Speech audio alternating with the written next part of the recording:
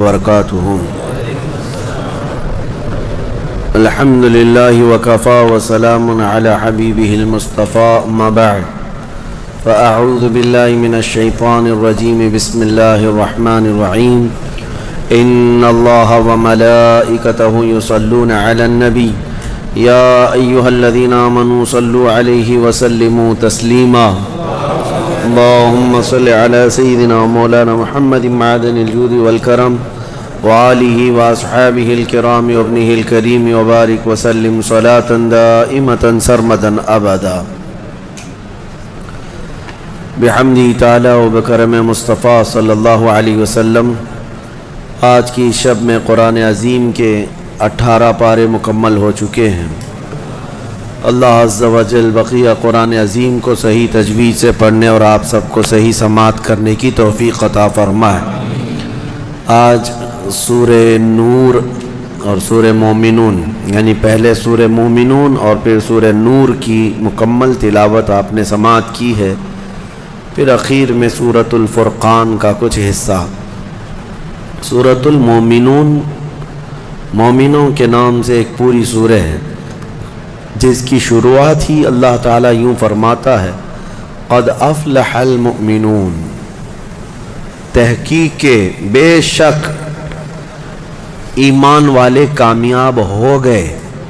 اللہ فرما رہا ہے ایمان والے مومنون کامیاب ہیں۔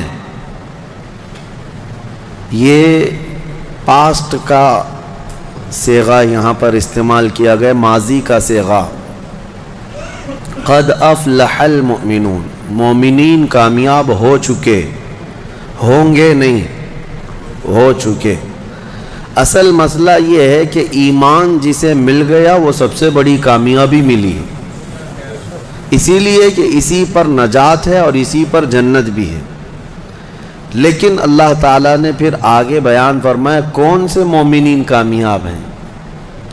صرف مومنین کامیاب ہیں تو لوگ ہم سے یہ سوال کرنے لگ جاتے ہیں کامیابی کا کیا مطلب ہے؟ آج تو ہم در در کی ٹھوکریں کھا رہے ہیں، ہمارے پاس تو کچھ نہیں ہے۔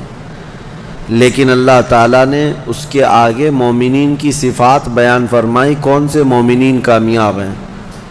الذین هم فی صلاتہم خاشعون، وہ مومن کامیاب ہیں جو اپنی نمازوں میں گڑ گڑاتے ہیں، اللہ کو یاد کرتے ہیں، یعنی خشوع کے ساتھ، دل کے حضوری کے ساتھ جو نماز پڑھتے ہیں۔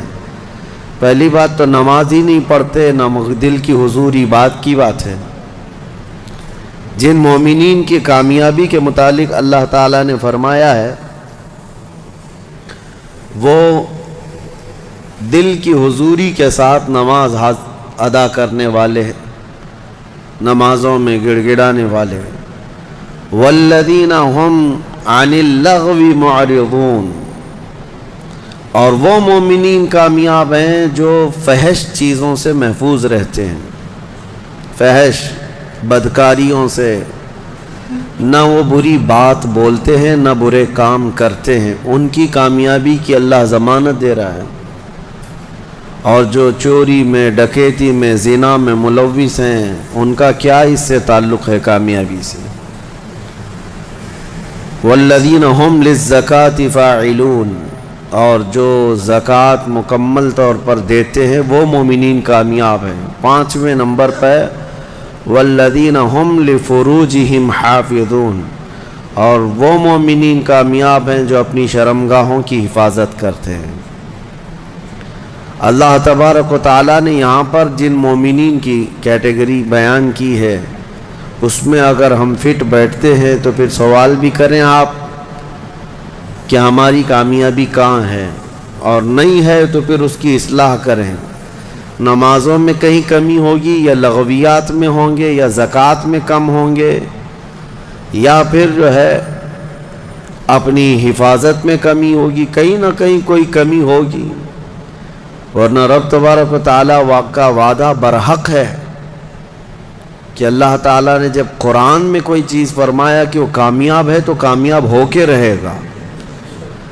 اللہ کریم ہمیں ان اعلیٰ صفات والے مومنین میں شامل فرمائے۔ سورۃ المومنون میں اللہ تعالیٰ نے اور بھی دیگر ہمارے لیے احکام بیان فرمائے ہیں۔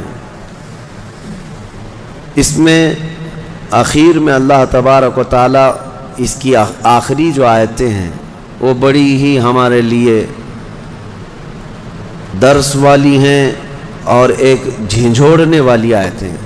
اللہ فرماتا ہے افحسبتم انما خلقناکم عبثا وانکم الینا لا ترجعون، کیا تم یہ سوچ کر کے بیٹھے ہو کہ تم کو ہم نے بیکار میں پیدا کیا اور تم ہماری طرف نہیں لوٹائے جاؤ گے؟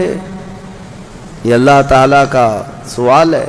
تم یہ سوچ کر کے بیٹھے ہو کہ تم کو ایسی فالتو پیدا کیا گیا، بیکار میں پیدا کیا گیا؟ نہیں، تمہارا ایک بہت بڑا مقصد ہے پیدا کرنے کا۔ اللہ تعالیٰ نے ایک مچھر بھی دنیا میں بغیر کسی مقصد کے نہیں پیدا کیا، ہر ایک کی غرض ہے۔ ہمیں بھی جو پیدا کیا گیا ہماری ایک غرض ہے، وہ کیا ہے؟ اللہ نے خود قرآن میں فرمایا وَمَا خَلَقْتُ الْجِنَّ وَالْإِنسَ إِلَّا لِيَعْبُدُونَ، میں نے جنات اور انسانوں کو صرف اس لیے پیدا کیا کہ وہ میری عبادت کریں۔ اللہ کی عبادت کرنا یہ انسان کی تخلیق کا مقصد ہے، اور جو انسان اپنے اصلی مقصد کو بھول گیا پھر وہ انسانیت سے بھی ہٹ گیا ہے، انسانیت سے بھی ہٹ گیا ہے۔ ایک عجیب و غریب بات ہے، جس نے پیدا کیا تمہیں اس کو انسان نہیں پہچان پا رہا آج، اور اسی کی عبادت نہ کر پا رہا ہو، تو پھر اب کس کا ہو سکتا ہے؟ یہ کس کا ہو سکتا ہے؟ اسی لیے شیخ سعدی رحمۃ اللہ تعالی علیہ سے منسوب ایک بات ہے، آپ نے فرمایا جو نمازیں نہیں پڑھتا، جو اللہ کی عبادت نہیں کرتا، اس کو قرضہ بھی مت دو، قرض بھی مت دو۔ کہا کیوں؟ قرض سے اس کا کیا تعلق؟ کہا جو اللہ کا قرض نہیں ادا کر رہا وہ تمہارا کیا ادا کرے گا؟ قرض نہیں بلکہ اللہ کا فرض ہے، جو اللہ کا فرض نہیں ادا کر پا رہا ہو جبکہ وہ اس کا خالق ہے۔ تمہارے سے کیا تعلق ہے انسانوں کا؟ زیادہ سے زیادہ چند دنوں تک دوستی ہو سکتی ہے، یا رشتے بھی ہیں تو سانس تک، اس کے بعد کہاں تعلق ہے تمہارے؟ قیامت کے دن تو ماں بیٹے کو نہیں پہچانتی، بیٹا باپ کو نہیں پہچانتا، لیکن بندے اور خالق کا رشتہ تو ہمیشہ سے ہے اور ہمیشہ رہنے والا ہے۔ تم جب نہیں پیدا ہوئے تھے تب بھی تمہارا خالق اللہ ہی ہے، یعنی تمہیں نطفے سے لے کر کے یہاں تک لایا، یہاں بھی تمہارا خالق وہی ہے۔ قیامت کے دن جب وہ تمہیں دوبارہ اٹھائے گا تب بھی وہ تمہارا خالق ہے۔ خالق کا بندے سے رشتہ کبھی ختم نہیں ہوا، تو جو بندہ اپنے خالق کے ساتھ مکمل نہیں ہو سکا تو پھر وہ دوسرے کے ساتھ کیسے ہو سکتا ہے؟ دوسرے کے ساتھ اس کے کیا سلوک ہو سکتے ہیں؟ اسی لیے قرآن میں اللہ فرما رہا ہے کیا تم یہ سوچ کر کے بیٹھے ہو کہ ہم نے تمہیں خالی پیدا کیا ہے، اور کیا تم نہیں لوٹائے جاؤ گے ہماری طرف؟ لائے جاؤ گے، ہر ایک لوٹائے جائے گا، ہر ایک۔ ابھی چند دنوں پہلے کی ایک بات ہے، ایک چھوٹا سا رسالہ، ایک لٹریچر جو گوتم بدھ کی عبادت کرتے ہیں ان لوگوں کی طرف سے تھا کہ دنیا کا ایک بہت اعلیٰ ذہن کا انسان تھا، اس نے بہترین تعلیمات دی تھی، تو اس پر کسی نے، ایک مسلمان نے نقطہ لگایا تھا اور ان سے بحث ہو رہی تھی جو بدھسٹ ہیں۔ وہ یہی کہہ رہے تھے کہ آپ بدھا کی جو عبادت کرتے ہیں کیوں کرتے ہیں؟ کہا کہ وہ مہان آدمی، مہان انسان ہے، مہان آدمی تھا، بڑے اچھے اخلاق تھے، بڑی اچھی تعلیمات دنیا کو دی۔ تو پھر پوچھنے والے نے پوچھا کہ وہ کہاں ہیں؟ کہا وہ تو چلے گئے۔ کب؟ کہا برسوں ہو گئے، 2500 سال پہلے تو انتقال ہو گیا، مر گئے۔ کہا آئے تھے اور چلے گئے۔ تو پوچھنے والے نے پوچھا تو یہ تو بڑے کمال کی بات نہیں، پھر ان کو لایا کون تھا اور واپس دنیا سے لے کے کون گیا؟ اگر وہ سب سے مہان ہے تو آج ہوتا اور ہم بھی اس کے پیچھے چلتے. کہا کہ اب وہ پیدا ہوا اور پھر دنیا سے چلا گیا. ہم یہ پوچھ رہے ہیں کون ان کو دنیا میں لایا تھا اور کون دنیا سے لے کے گیا؟ وہ بیچارہ خاموش ہو گیا. اس نے کہا کوئی تو طاقت ہوگی. کہا وہی طاقت ہر ایک کو موت کے بعد لوٹائے گی. دنیا کا چاہے سب سے بڑی طاقت کا انسان بھی کیوں نہ ہو، اسے موت ہے اور وہ اللہ کی بارگاہ میں لوٹایا جائے گا.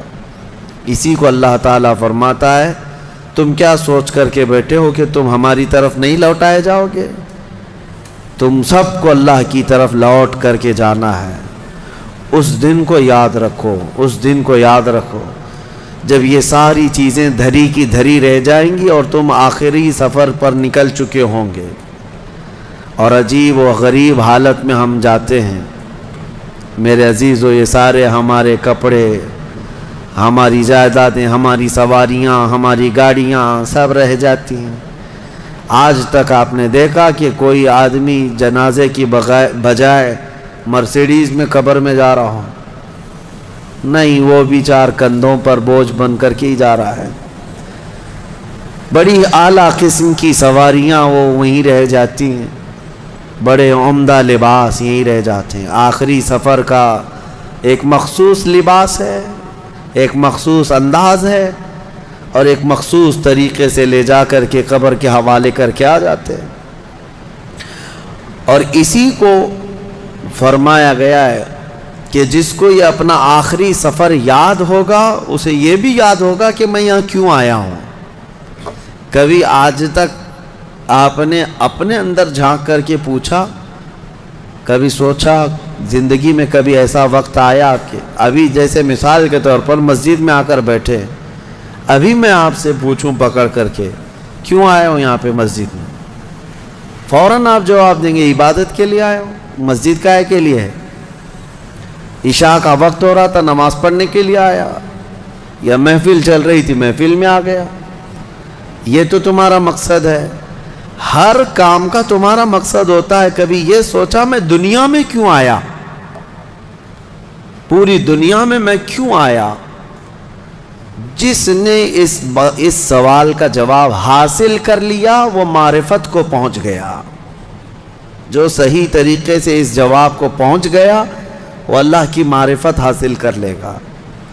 اسی لیے میرے عزیزو آگے رب تعالیٰ فرماتا ہے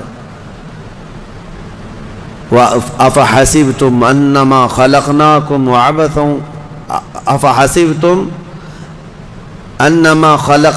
عَبَثًا وَأَنَّكُمْ إِلَيْنَا لَا تُرْجَعُونَ. حضرت موسیٰ علیہ السلام کے متعلق ایک بات ملتی ہے. ایک چھپکلی تھی دیوار پر چل رہی تھی. موسیٰ علیہ السلام نے پوچھا مولا اس کا کیا کام ہے، اس کا کیا کام ہے، یہ کیوں پیدا ہوئی ہے؟ چھپکلی کا ضروری نہیں کہ ہر ایک کی حکمت آپ کو معلوم ہو کون دنیا میں کیوں آیا. اللہ نے کوئی بھی چیز بغیر فائدے کے نہیں پیدا کی. رب تبارک و تعالیٰ نے ارشاد فرمایا موسیٰ تھوڑی دیر پہلے چھپکلی نے مجھ سے پوچھا کہ موسیٰ کو مولا تو نے کیوں پیدا کیا. حضرت موسیٰ علیہ السلام کا کیا کیا کام ہے، یہ ضروری نہیں کہ مخلوقات کو ایک دوسرے کی حکمتیں معلوم ہوں، ضروری نہیں ہے. لیکن اللہ تعالیٰ عبث بغیر کسی وجہ کے محض کسی کو نہیں پیدا کیا. بس اپنے مقصد زندگی کو سمجھو اور فالتو اپنی زندگی کو ضائع مت کرو. جو لوگ بیٹھے اسی طرح سے اپنی زندگی کو ضائع کر رہے ہیں ان نوجوانوں کو ایک دن احساس ہو جائے گا کتنی قیمتی چیز دنیا میں ضائع کر دیا انہوں نے. کتنی قیمتی چیز، کروڑوں کا معجون ملا کر کے بھی بڑھاپے کو جوان کر کے دکھا دو. یہ گیا وقت پھر ہاتھ آتا نہیں، صدا دورہ دکھاتا نہیں. آپ جس طرح سے تیزی سے اس دنیا کو کاٹتے ہوئے جا رہے ہیں، میاں ہم تو منٹ گن رہے ہیں. آج دیکھیں ہم 15 تراویح پڑھ چکے ہیں الحمدللہ. ابھی تو ہم چاند کے انتظار میں تھے، یوں ہی وقت آئے گا، اللہ آپ کو سلامت رکھے، ہماری زندگی کا بھروسہ نہیں، اگلا رمضان بھی پھر آپ بیٹھیں گے۔ بہت تیزی سے آپ کی زندگیاں گزرتی جا رہی ہیں، اور اچانک ایک دن اعلان ہو جائے گا فلاں کا بیٹا انتقال کر چکا، جنازے میں حاضر ہو جاؤ۔ یہی زندگی ہے، اسی لیے ابس اپنی زندگی کو ضائع نہ کریں۔ جو زندگی کے لمحات ہیں ان میں کچھ نہ کچھ انویسٹ کر دو، تاکہ قیامت کے دن شرمندہ ہونا نہ پڑے، ذلیل ہونا نہ پڑے، رسوا ہونا نہ پڑے۔ بہرحال دوسری سورہ ہم نے جو تلاوت کی ہے سورۃ النور، سورہ نور ہے، اس میں احکام بہت سارے آئے ہیں۔ اس کی شروعات جو ہے وہی بہت ایک سخت ترین گناہ اسلام میں اس کی مذمت میں آئی، زنا۔ اللہ نے قرآن میں جگہ جگہ فرمایا وَلَا تَقْرَبُوا الزِّنَا إِنَّهُ كَانَ فَاحِشَةً وَسَاءَ سَبِيلًا، زنا کے قریب بھی مت جانا۔ اللہ فرماتا ہے بے شک وہ سب سے بری چیز ہے اور سب سے برا راستہ ہے۔ نبی کریم صلی اللہ علیہ وسلم نے فرمایا کہ جب مومن کوئی مسلمان زنا کر رہا ہو تو ایمان کی حالت میں وہ زنا کر ہی نہیں سکتا۔ یہ بات یاد رکھ لو آپ، ایمان کی حالت میں کوئی زنا نہیں کر سکتا۔ فرمایا گیا جب زنا کر رہا ہو تو اس کا ایمان اٹھا لیا جاتا ہے، ایمان اس کے ساتھ نہیں ہوتا، ایمان اٹھا لیا جاتا ہے۔ ایمان اور زنا جمع ہو ہی نہیں سکتے ایک انسان کے اندر۔ یہ بہت سخت وعید ہے میرے آقا صلی اللہ علیہ وسلم کی حدیث پاک میں۔ ایمان کی حالت میں زنا نہیں ہوتا، اور جب زنا کر رہا ہوتا ہے تو ایمان نکال لیا جاتا ہے، وہ معلق ہوتا ہے، آسمانوں پر لٹکا ہوتا ہے۔ زنا کے حالت میں اس کے ساتھ ایمان نہیں ہوتا۔ اب جو آیتیں آئی ہیں اللہ فرماتا ہے الزانیۃ والزانی فاجلدوا کل واحد منہما 100 جلدہ، زنا کرنے والے مرد اور زنا کرنے والی عورت کو 100 کوڑے مارو۔ یہ ان کے لیے ہے جو غیر شادی شدہ ہے، اور جو شادی شدہ ہیں ان کے لیے رجم ہے۔ رجم کا مطلب ہے پتھروں سے اتنا مارو کہ وہ ختم ہو جائے، ان کی موت تک انہیں سنگسار کرنا ہوگا۔ یہ اتنی ہیبت ناک سزا ہے دنیا میں کہ دیکھو تو رونگٹے کانپ جائیں آپ کے، لیکن لوگوں کو ایسا لگتا ہے کہ ایسی اتنی بڑی سخت سزا کیوں ہے؟ میرے عزیزو، یہ ایک ناسور ہے، ایک کینسر ہے معاشرے کا، یہ کینسر ہے۔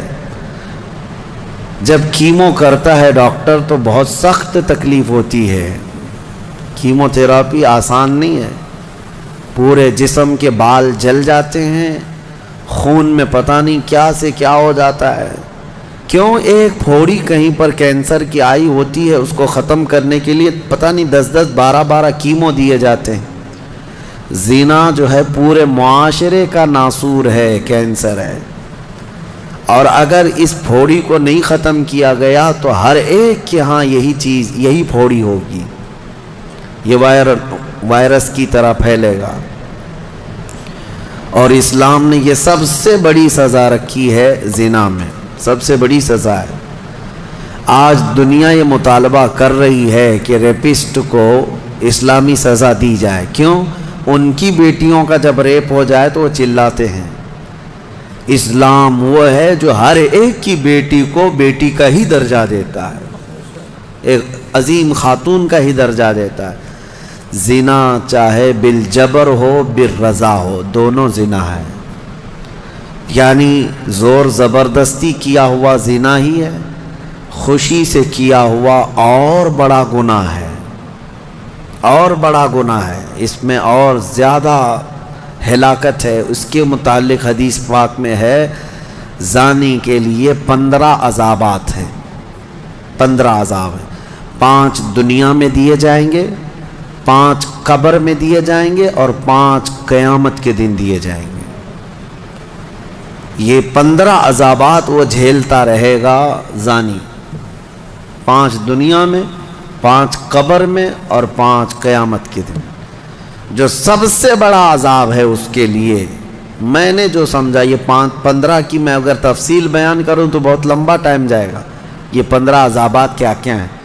دنیا میں جیسے اس کے رزق کی برکت ختم ہوگی، اس کے چہرے کی رونق اٹھا لی جائے گی، اور جو 5 عذابات اس کے دنیا میں ہونے والے ہیں، اس طرح سے 15 عذابات میں جو سب سے بڑا عذاب میں نے جو سمجھا وہ یہ ہے کہ قیامت کے دن رب تعالیٰ اس کی طرف نظر بھی نہیں فرمائے گا۔ یہ سب سے بڑا عذاب نہیں ہے تو اور کیا ہے؟ اور نبی پاک صلی اللہ تعالیٰ علیہ وسلم کی بہت ساری حدیثیں ہیں کہ اللہ تعالیٰ اس کو نہ عرش کا سایہ عطا فرمائے گا اور نہ اس کی طرف نظر فرمائے گا، بلکہ یہ فرمایا کہ جنت 500 سال کی مسافت سے اس کی خوشبو آ رہی ہوگی، لیکن زانی وہ خوشبو بھی نہیں سونگھ سکے گا۔ بڑی سخت سزا ہے۔ اور میرے عزیزو، اس سورے میں اللہ تعالیٰ نے کئی مرتبہ یہ زانیوں کا ذکر فرمایا، الزانیۃ والزانی فجلدوا کل واحد منہما 100 جلدہ، 100 کوڑے مارو، ولا تأخذکم بہما رأفۃ فی دین اللہ، اور اللہ کے دین میں کوئی ہمدردی مت لینا، یہ بھی حکم ہے۔ کسی کے ساتھ نرمی مت کرنا، ایسے اگر کسی کے ساتھ ہو گیا ہے تو ان کنتم تؤمنون باللہ والیوم الاخر، اللہ فرما رہا اگر تم اللہ اور آخرت پر ایمان رکھتے ہو تو ذرا برابر بھی نرمی نہ لینا اس پر۔ وہ اور دوسرا ایک اور سخت حکم یہ ہے، وَلْيَشْهَدْ عَذَابَهُمَا طَائِفَةٌ مِّنَ الْمُؤْمِنِينَ، زانی اور زانیہ کو چپکے سے کہیں سزا مت دے دینا، بلکہ اللہ فرما رہا ان دونوں کے عذاب پر پورے مومنوں کو گواہ بناؤ، سب کے سامنے ان کی سزا ہو۔ آپ کو پتہ ہے نبی پاک صلی اللہ تعالیٰ علیہ وسلم کے صحابہ میں حضرت ماعز اسلمی کا نام ملتا ہے، ایک صحابی تھے۔ یہ ایک دن روتے ہوئے بارگاہ رسالت میں آپ صلی اللہ علیہ وسلم میں آئے، کہا آقا مجھ سے گناہ ہو گیا ہے۔ حضور نے فرمایا کیا ہوا؟ کہا کہ میں بتا نہیں سکتا۔ حضور نے پھر پوچھا بتاؤ تو صحیح کیا ہوا ہے؟ کہا بولتا ہوں تو منہ کو کلیجہ آ جاتا ہے، کلیجہ منہ کو آ جائے اس طرح کی چیز ہے میں نہیں کہہ سکتا۔ حضور نے فرمایا بتاؤ ماعز تمہارے لیے ہم ذریعے حل تلاش کر کے بتا دیں؟ انہوں نے کہا یا رسول اللہ مجھ سے زنا ہو گیا ہے۔ اتنا کہنا تھا نبی پاک صلی اللہ علیہ وسلم نے اپنا چہرہ پھیر لیا۔ صحابی ہیں حضور کے، خطا ہو گئی میرے آقا لیکن آیا ہوں آپ کے دربار میں۔ جب حضور نے اپنا چہرہ پھیر لیا اب بچا کیا تھا؟ اب وہ رونے گڑ گڑانے لگے، قدموں میں گر گئے، اتنا روتے رہے اتنا روتے رہے۔ اسی کو شاید امام اہل سنت فاضل بریلوی نے ترجمانی میں اشعار میں یوں کہا ہے، یا رسول اللہ تجھ سے جو منہ چھپاؤں تو کروں کس کے سامنے؟ کیا اور کسی سے توقع نظر کی ہے؟ بد ہیں تو آپ کے، بھلے ہیں تو آپ کے، ٹکڑوں پہ یہیں کے پلے ہیں، رخ کدھر کریں؟ نبی پاک صلی اللہ تعالیٰ علیہ وسلم نے پھر ان کو اٹھایا اور پوچھا بتاؤ ہوش میں ہو، ہوش و حواس میں کہہ رہے ہو؟ حضور نے جب پوچھا کہا ہاں میں ہوش و حواس میں کہہ رہا ہوں۔ کہا تمہیں کوئی بیماری، کوئی غشی، کوئی نشہ تو نہیں؟ کہا نہیں میں ہوش و حواس میں کہہ رہا ہوں۔ 3 مرتبہ جب پوچھا تو انہوں نے اقرار کیا۔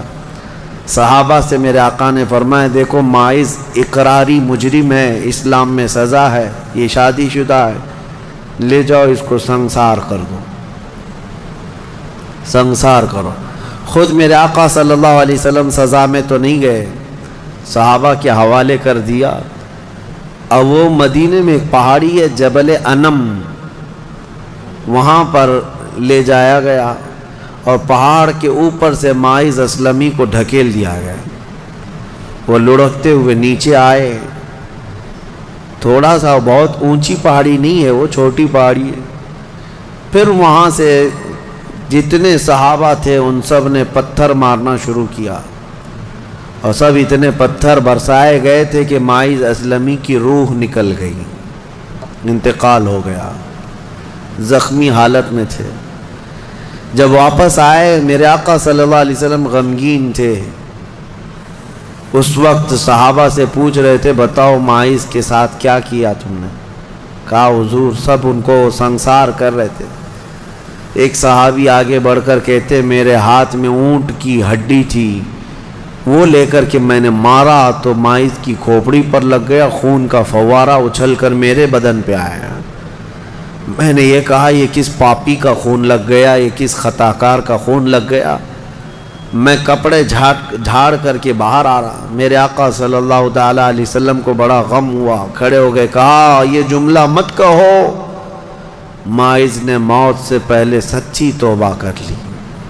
سزا تو دینی ہی تھی، اسلامی حکومت ہے تو سزا دی جائے گی، صرف توبہ کافی نہیں ہے۔ توبہ کر لی لیکن اب اس کے لیے برا جملہ مت کہو۔ میرے آقا نے فرمایا اللہ تعالیٰ نے ماعز کی سچی توبہ کی وجہ سے جبرائیل کو بھیجا اور یہ فرمایا یا رسول اللہ آپ کے غلام نے ایسی توبہ کی ہے کہ اس کی توبہ کے عوض اللہ نے پورے مدینے والوں کی گناہ معاف فرمایا، سب کی توبہ کے برابر فرما دیا۔ میرے عزیزو سزا تو دی گئی۔ ایک اور صحابی آئے، وہ بھی آئی تھی بارگاہ رسالت مآب صلی اللہ علیہ وسلم میں، کہا کہ مجھ سے خطا ہو گئی ہے، حمل بھی تھا۔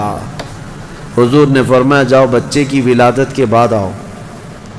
بچہ پیدا ہو گیا، وہ بچے کو 1 دن 2 دن کا بچہ تھا، وہ لے کر کے حاضر ہو گئی، کہا مجھے پاک کر دیجئے، مجھے پاک کر دیجئے۔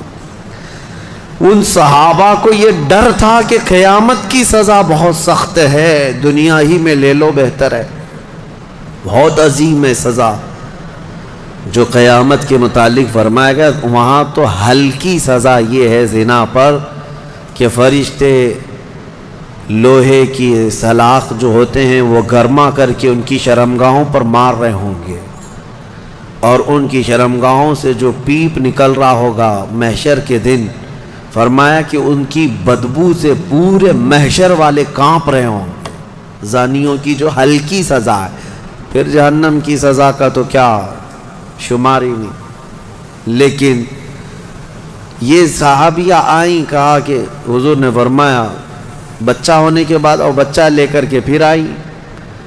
حضور نے فرمایا ابھی تو پیدا ہوا بچہ، اس کا حق ہے، اس کو جاؤ دودھ پلا کے آؤ۔ حضور پاک صلی اللہ علیہ وسلم کے پاس سے وہ گئیں، 2 سال تک دودھ پلایا، اور پھر جب بچہ تھوڑا بہت چلنے پھرنے لگ گیا، غلط صحیح کو پہچاننے لگ گیا، تو آئی حضور کی بارگاہ میں، کہا یا رسول اللہ اب میرا بچہ میرے بغیر رہ سکتا ہے، یہ صحیح غلط کو پہچاننے لگ گیا، اب دودھ بھی چھوڑ چکا ہے، مجھے پاک کی کریں۔ وہ کیسی خواتین تھیں اس وقت بھی، چاہتے تو بہانے بنا لیتے، میں نے کیا ہی نہیں، خود اقرار کر کے انہیں پاک ہونا ہے۔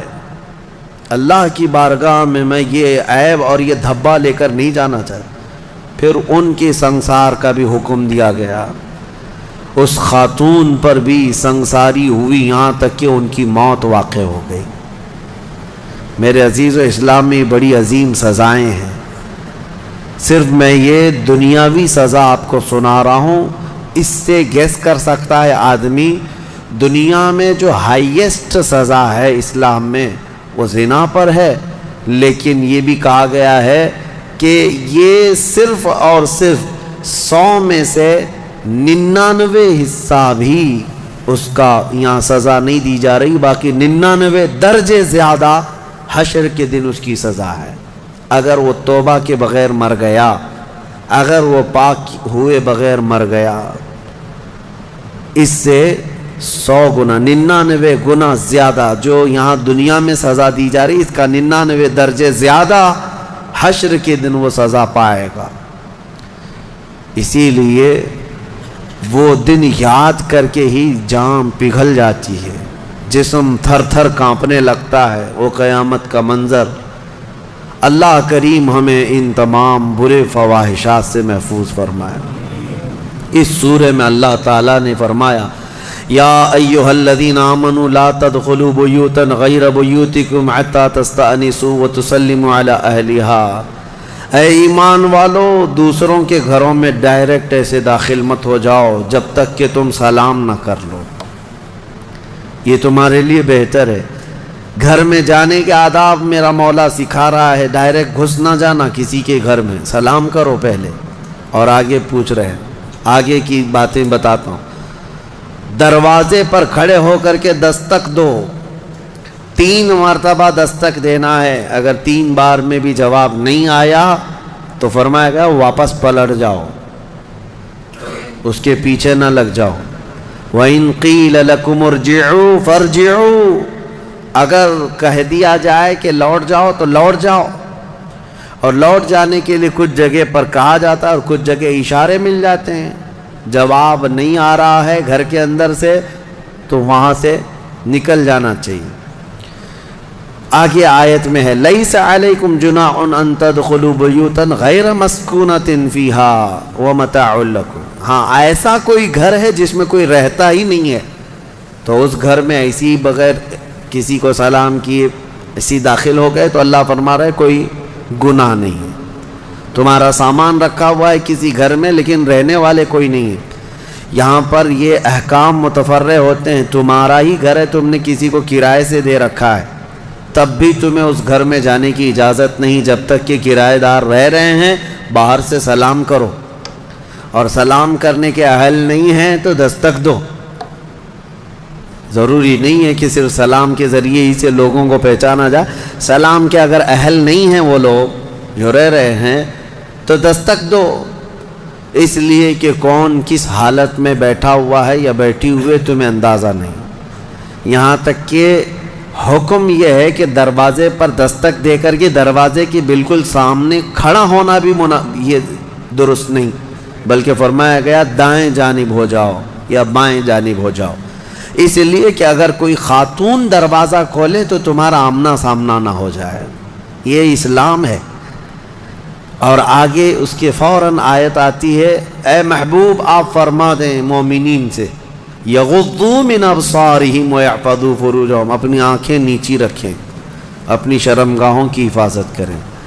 زنا کی ابتدا آنکھوں سے شروع ہوتی ہے، آنکھوں سے ہوتی ہے، اور اللہ تعالیٰ نے وہیں پر بند باندھ دیا۔ نہ تمہاری آنکھیں بہکیں نہ تمہارے باقی کے اعضاء بہکیں، تم اپنی آنکھوں کی حفاظت کرو۔ نہ دیکھا ہوتا تو جسم کے اندر جذبات نہیں آتے، جسم کے اندر یہ خواہشات نہیں آتے، یہ فواہشات نہیں آتے، اسی لیے فرمایا گیا النظرۃ سہم من سہام الشیطان، نظر جو ہے شیطان کے تیروں میں سے ایک تیر ہے، چاہے عورت تمہیں دیکھ رہی ہو یا تم عورت کو دیکھ رہے ہو، یہ نظر جو ہے شیطان کا تیر ہے۔ عورتوں کو ہم پردے کیا حکم کیوں کہتے ہیں؟ اس لیے کہ بہتوں کی نظروں میں زہر ہوتا ہے، اور جیسی ہی وہ نظر ڈالتے ہیں ان کے جسم پر آ کر کے وہ نظر تیر لگتا ہے، عورت کے اندر وہ بری نظر کے اثرات پیدا ہو کر کے بری خواہشات پیدا ہو جاتے ہیں۔ اسی لیے عورتوں کو کہا گیا کہ وہ اپنی حفاظت کریں، پردے میں رہیں۔ مرد حضرات کے لیے بھی حکم ہے کہ وہ اپنی آنکھیں نیچی رکھیں۔ تم نے اگر آنکھوں کو آوارہ چھوڑ دیا تو یہ آنکھیں تمہیں زنا تک لے جائیں گی۔ یہاں نظروں کی حفاظت بہت ضروری ہے، بہت ضروری ہے میرے عزیزو۔ یہاں تک کہ حدیث پاک میں ہے اگر کسی نے کسی کے گھر میں نظر ڈالی اور گھر والے کو یہ برا لگا تو گھر والے کو اجازت ہے کہ وہ پتھر اٹھائے اور اس کی آنکھ پھوڑ دے، اللہ اس سے مواخذہ نہیں فرمائے گا۔ کتنی بڑی بات ہے، کتنی بڑی بات ہے۔ اگر گھر والے نے آنکھ پھوڑ دیا تو اللہ اس کا مواخذہ نہیں فرمائے گا۔ کیوں؟ گھروں کی عزت کے لیے اللہ تعالیٰ نے اتنے سخت طریقے سے قوانین بنائے۔ اسلام جو ہے سوسائٹی چاہتا ہے، یہ نہیں ہے کہ یہ یورپ امریکہ کی طرح عیاشی، کوئی کسی کے ساتھ کوئی کسی کے ساتھ، کون کس کا بچہ ہے کون کس کا باپ ہے پتہ ہی نہیں۔ اسلام میں نسب اور نسل کا بہت زیادہ اہتمام ہے، بہت زیادہ اہتمام ہے۔ جن 5 چیزوں کی حفاظت فرض ہے ہر مسلمان پر، اس میں نسب کی حفاظت بھی فرض ہے۔ سب سے پہلی چیز جو مسلمان پر فرض ہے وہ جان کی حفاظت ہے، اور ان 5 چیزوں کو پھر کبھی میں عرض کروں گا، 5 چیزوں کی حفاظت ہر مسلمان پر فرض ہے۔ اس میں جان کی حفاظت، اپنی عزت کی حفاظت اور اپنے نسب کی حفاظت فرض ہے۔ اپنے نسب کی حفاظت یہ نہیں ہے، یہی تو معاملات ہیں، کسی عورت کو آپ نے طلاق دے دیا، تمہاری عورت تو نہیں ہے، عدت کے کیا معاملات ہیں؟ یہ عدت کیوں رکھی گئی؟ ارے ادھر طلاق دی ہے، دوسرے دن وہ کسی اور سے نکاح کر لیتی؟ نہیں نا، عورت کے 3 حیض آنے تک انتظار کرو، دوسرے آدمی کو نکاح کرنا ہے۔ کیوں؟ اس لیے کہ پہلے آدمی کا اگر ذرا برابر بھی نطفہ باقی رہ گیا طلاق کے وقت، تو پھر اس عورت سے دوسرا مرد نکاح کر لیا تو پھر 2 مردوں کا نطفہ ایک عورت کے اندر جائے گا، تو نسب میں خلط ملط ہو جائے گا، کس کا بچہ ہے پتہ نہیں چلے گا۔ عورت کو پورا پاک ہو جانے دو، کلین ہو جانے دو، تاکہ دوسرا کوئی نکاح کر رہا ہے تو یہ ثابت ہو جائے کہ یہ اس کے بعد اگر بچہ ہوگا تو اسی مرد کا ہوگا۔ سائنس بھی اس بات کو تسلیم کرتی ہے کہ اگر پہلے مرد کا کوئی نطفہ یا کوئی ذرہ بھی باقی رہ گیا ہے تو عورت کو اگر 3 حیض کنٹینیو آ گئے ہیں تو سمجھ لو کہ اس کے اندر کوئی نطفہ باقی نہیں رہا، صاف ہو چکی عورت۔ اور اگر نطفہ ہوتا تو حیض نہیں آتے، حمل قرار پاتا، حمل ٹھہر جاتا، حیض نہیں آتا حمل کے دنوں میں۔ یہ اسلام ہے جو نسب کی حفاظت کر رہا ہے، اسی لیے نظروں کی حفاظت کرو اور اپنی شرمگاہوں کی حفاظت کرو۔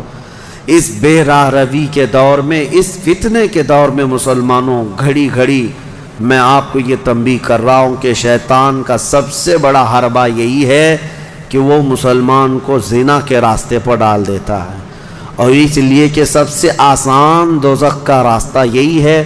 ہر مرد اور ہر عورت کے اندر خواہشات ہیں، ہر مرد ہر عورت کے اندر نفس ہے، اور وہ اس کام میں آسانی سے آ جاتا ہے۔ میں سمجھتا ہوں پوری دنیا میں الحمدللہ سب سے زیادہ زنا پر کنٹرول اگر کوئی کرتا ہے تو میرے مصطفیٰ کا غلام ہی ہو سکتا ہے مسلمانوں کے اندر، الحمدللہ۔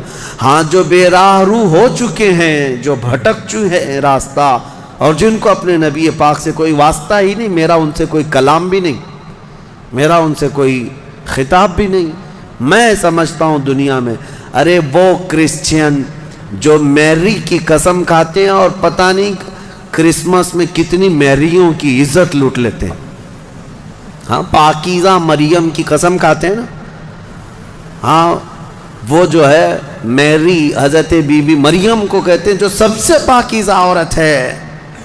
اگر سب سے پاکیزہ خاتون پر ان کا ایمان ہے تو پھر یہ کرسمس میں ہوتا کیا ہے؟ پتہ نہیں کتنی عورتیں اس دن زنا کی شکار ہو جاتی ہیں۔ تو یہ میری کی قسم اٹھانے والے ہی میریوں کو لوٹ لیتے ہیں۔ اسلام یہ نہیں ہے۔ اسلام میں نہ مسلمان خاتون کو نہ ہی غیر مسلم خاتون کو تمہیں نظر بھر کر کے دیکھنے کی اجازت ہے۔ ہاں، اگر کوئی بھٹک گیا ہے تو اسلامی حکم پر نہیں چل رہا ہے، لیکن اگر اسلام پر چل رہا ہے تو میں دعوے کے ساتھ کہہ سکتا ہوں، دعوے کے ساتھ، پوری دنیا میں اس مرض پر سب سے بہترین کنٹرولنگ کا راستہ کسی کا ہے تو وہ محمد رسول اللہ کا ہے، میرے آقا صلی اللہ علیہ وسلم۔ میرے عزیزو، اس سے بچنے کے لیے ہی تو میرے آقا نے فرمایا کہ شادی کر لو، نکاح کر لو، نکاح کو آسان بناؤ تاکہ زنا کرنا مشکل ہو جائے۔ اور میں نے اس سے قبل بھی کہا تھا کہ جوان ہو جائے کوئی لڑکی تو اسے جلد سے جلد نکاح کر کے دے دو، اور اگر کوئی جوان لڑکا ہے خواہش ہے نکاح کی تو اس کے لیے زیادہ دیر انتظار نہ کرو۔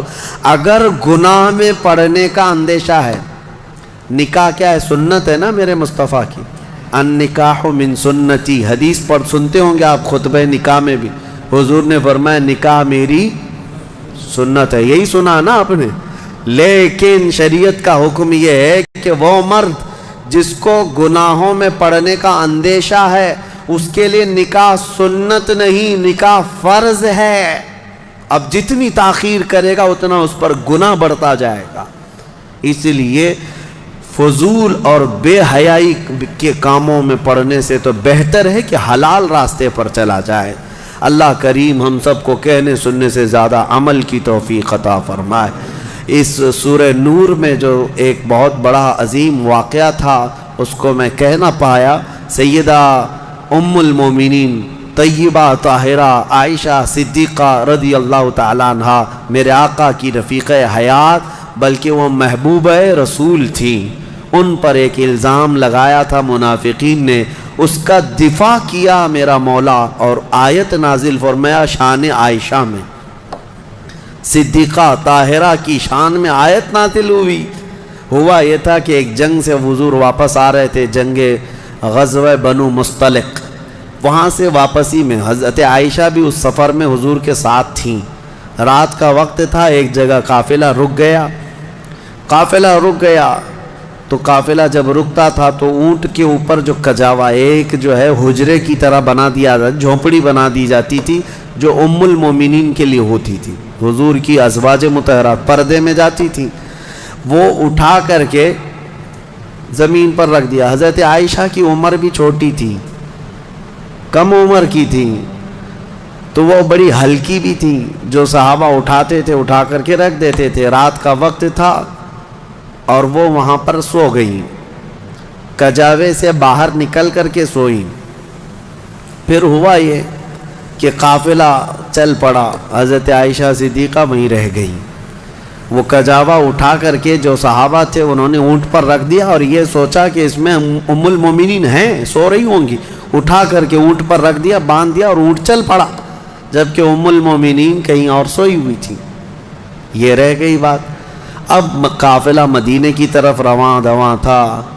پیچھے سے قانون یہ تھا قافلے میں, ایک صحابی بہت پیچھے چلتے تھے کہ قافلے سے چھوٹا ہوا کوئی سامان ہو تو وہ اٹھا کر کے لے کے آ جاتے تھے. کسی کا کچھ بھی رہ جاتا تو وہ حضرت صفوان ایک صحابی تھے, وہ پیچھے چلے آ رہے تھے. انہوں نے دیکھا ام المومنین عائشہ صدیقہ اکیلی تھیں. انہوں نے دیکھتے ہی کہا یہ کیا ہے, انا للہ و انا الیہ راجعون, کیا ہوا ہے. انہوں نے اپنا چہرہ پھیر لیا اور ام المومنین نے پردہ کر لیا. ام المومنین کہنے لگیں کہ قافلہ چلا گیا اور میں رہ گئی, نیند میں تھی. انہوں نے کہا ان کے ساتھ جو اونٹنی تھی اس پر ام المومنین کو سوار کیا اور نکیل پکڑ کر کے چلتے رہے. اب جب مدینے آئے تو بدمعاش قسم کے اوباش قسم کے ذلیل منافقین نے ام المومنین پر یہ تہمت لگانا شروع کیا کہ محمد رسول اللہ کی بیوی کسی اور مرد کے ساتھ چلی گئی تھی. نعوذ باللہ. حضرت عائشہ ان کے ساتھ چلی گئی تھی, قافلے سے الگ آئی ہیں. یہ بہت بھدا الزام. اسی کے متعلق قرآن میں آج ہم نے جو سورہ نور پڑھا ہے نا, اس میں ایک آیت ہے والذین یرمون المحصنات ثم لم یأتوا باربعۃ شہداء فجلدوہم 80 جلدہ. اللہ فرماتا ہے جو مومنہ عورتوں پر الزام لگاتے ہیں, تہمت لگاتے ہیں, اور اگر 4 گواہ نہیں لا پائیں گے تو حکم شرع یہ ہے کہ 80 کوڑے مارو ایسے آدمی کو جو تہمت لگایا. اور پھر فرمائے گا زندگی بھر پھر کبھی اس کی گواہی قبول نہیں کی جائے گی, وہ مردود الشہادہ ہے, اس کی کوئی گواہی نہیں قبول کی جائے گی جو تہمت لگاتا ہے. اب سنو, جب عائشہ صدیقہ رضی اللہ تعالیٰ عنہ مدینے آ گئیں تو یہ باتیں پھیلنے لگ گئیں اور بہت پھیل گئیں. نبی پاک صلی اللہ علیہ وسلم کو بتایا گیا کہ ایسی ایسی باتیں آپ کی زوجہ کے متعلق ہیں. حضور پاک صلی اللہ علیہ وسلم حضرت عائشہ کے پاس آئے, پوچھے عائشہ یہ کیا میں سن رہا ہوں. حضرت عائشہ صدیقہ رضی اللہ تعالیٰ عنہ رونے لگ گئیں. بڑا پیار کرتے تھے میرے آقا ان سے اور وہ بھی بہت محبت کرتی تھی. حضور پاک صلی اللہ علیہ وسلم نے پھر ہوا یہ کہ حضرت عائشہ سے بات کرنا بھی چھوڑ دیا حضور نے, کہ میں اس وقت تک انتظار کروں گا جب اللہ تعالیٰ کا حکم آ جائے.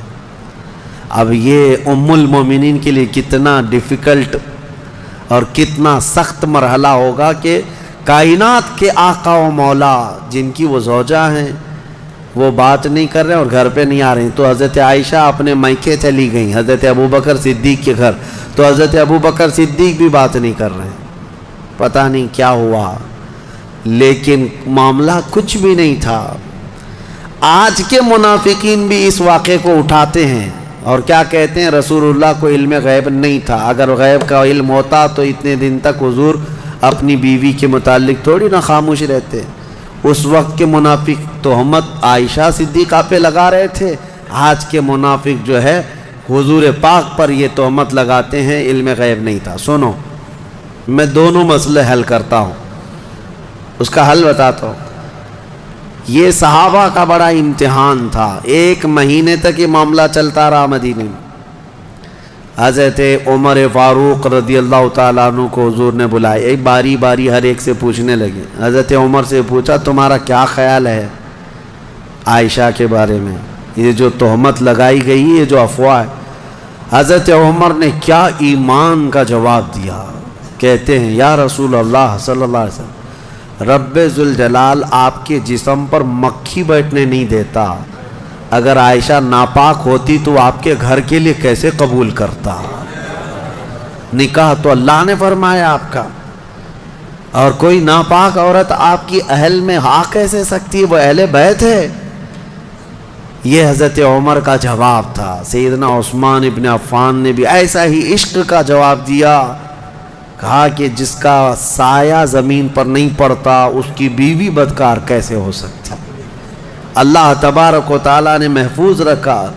اب جو خواتین صحابیات تھیں ان کو بھی حضور بلانے لگے، پوچھنے لگے عائشہ کے بارے میں کیا خیال. یہ در حقیقت ہے کہ امتحان چل رہا تھا. وہاں جو منافق تھے وہ تو کہنے لگے، جب منافق کون تھے؟ ظاہر وہ مسلمان ہی تھے، حضور کے پیچھے نماز پڑھتے تھے، بڑی بڑی باتیں کرتے تھے، لیکن اندر کیا تھا وہ کیا ہے. جب حضور ان سے پوچھتے آپ کا کیا خیال ہے، آپ کا کیا خیال، کہتے کیا آپ بتائیں، لوگ تو ایسا کہہ رہے ہیں، پتہ نہیں ہو سکتا ہے بہک گئی ہوں گی، کچھ ہو گیا ہوگا. یہ منافقین کے جوابات تھے. یہ منافقین کے جوابات. ایسے بہت سارے لوگ ہیں، ہم کو تو نہیں معلوم لوگ، لیکن لوگ کہہ رہے ہیں ایسا ہوگا. یہ جلانے والا جواب ہوتا ہے. آج بھی ہوتے ہیں اس طرح کے جوابات، ان کو کانفیڈنس کے ساتھ کہنا نہیں ہوتا ہے. اب جو خواتین تھیں ان سے پوچھا گیا تو وہ تو کہنے لگی یا رسول اللہ صلی اللہ علیہ وسلم، عائشہ اتنی چھوٹی ہے کہ وہ آٹا گوندتے گوندتے سو جاتی ہے، روٹی کب پکتی اسے پتہ نہیں ہوتی. تو یہ اونگ آ گئی ہوگی، سو گئی ہوگی، اور اس کا میلان کبھی کسی مرد کی طرف ہم نے نہیں دیکھا. کھیلنے والی خاتون ہے حضرت عائشہ. نبی پاک صلی اللہ تعالیٰ علیہ وسلم نے یہ سب سے پوچھا. اس کے بعد مہینہ بھر گزرنے کو تھا، آیتیں نازل ہو گئی. سورہ نور میں اللہ تعالیٰ نے پوری برات ظاہر فرمائی. ارشاد فرمایا بے شک وہ لوگ جو الزام لگاتے ہیں بغیر کسی سبب کے وہ بڑے ظالم ہیں. ماں عائشہ صدیقہ کی برات میں جب آیت نازل ہوئی، حضور آئے حضرت عائشہ کے گھر. حضرت ابوبکر صدیق کو بتا دیا تھا کہ آیت عائشہ کی برات میں صفائی میں نازل ہو گئی ہے.